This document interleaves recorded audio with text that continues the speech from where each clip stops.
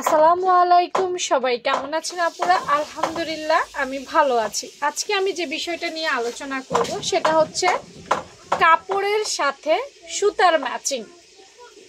আমরা অনেকেই সেলাই কাজ করি, অনেকে বলতে আমার যত ফলোয়ার আপু আছো আমি জানি তোমরা সেলাই বিষয়ে ইন্টারেস্টেড দেখেই আমার ভিডিও দেখো, তাই না? তো আমরা সেলাই কাজ করার সময় কি করি, গ্রুপে আমি একটা জিনিস খেয়াল করি, একটা কাপড় সেলাই করে সুন্দর মতো একটা কাজ জমা দেয়। ওইখানে তোমার সবচাইতে বেশি যেটা ফোকাস করে সবার আগে একটা ড্রেসের, সেটা হচ্ছে কালারের সাথে সুতা ম্যাচিং হলো কিনা। মনে করো তুমি একটা জামা খুব সুন্দর তৈরি করছো, ডিজাইন সুন্দর করছো, শেপ সুন্দর করছো, ওইটা কারো চোখে পড়বে না।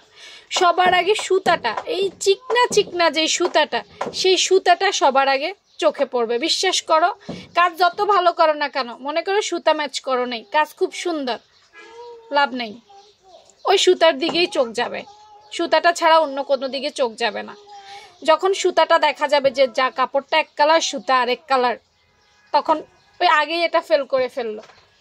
তো আমার আপুদের জন্য আমি বলবো, প্লিজ আপুরা, তোমরা যখন একটা ড্রেস তৈরি করতে যাবা তখন সুতাটা ম্যাচ করে তৈরি করো। হ্যাঁ, এখন অনেক সময় দেখা যায় সেম কালারের নিলেও সেলাইয়ের পর সেটা খুব বেশি ফোকাস করে, চোখে পড়ে, মিলে নাই, তুমি মিলাই দিছো বা মিলে নাই, আন্দাজে সুতা ম্যাচ করা যাবে না, কখনোই যাবে না।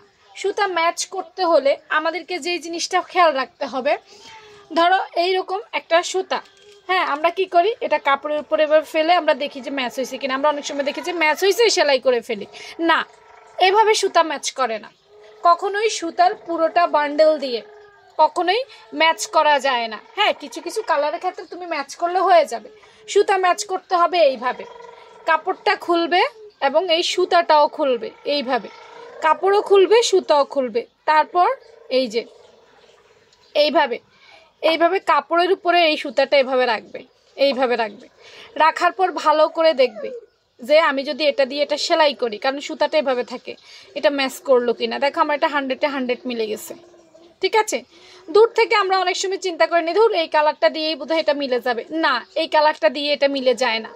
যতক্ষণ পর্যন্ত তুমি সুতা না খুলে করবে ততক্ষণ পর্যন্ত এটা ম্যাচ হবে না। আবার কিছু কিছু কাপড়ে তো এক কালার অন্য কালারের সুতা দিতে হয়, তাইলে ম্যাচ করে। যেই কালারের সুতা সেই কালারের কাপড় ম্যাচ করে না, দেখো। তো আমি সব সময় এটা করি, সব সময় সুতা খুলে জামার উপরে বসাই বা কাপড়ের উপরে বসাই, তারপর যখন দেখি যে হ্যাঁ এটা ঠিক আছে, মানানসই, তখনই এটা চুজ করি। কেনার ক্ষেত্রেও তোমরা এটা কইরো, কাপড় নিয়ে যাইও, কাপড় নিয়ে গিয়ে সুন্দর করে তারপরে কিনো, কারণ ড্রেসের একটা সৌন্দর্যই হচ্ছে সুতা ম্যাচিং, ঠিক আছে। তো ভালো থেকো সবাই, আল্লাহ হাফেজ।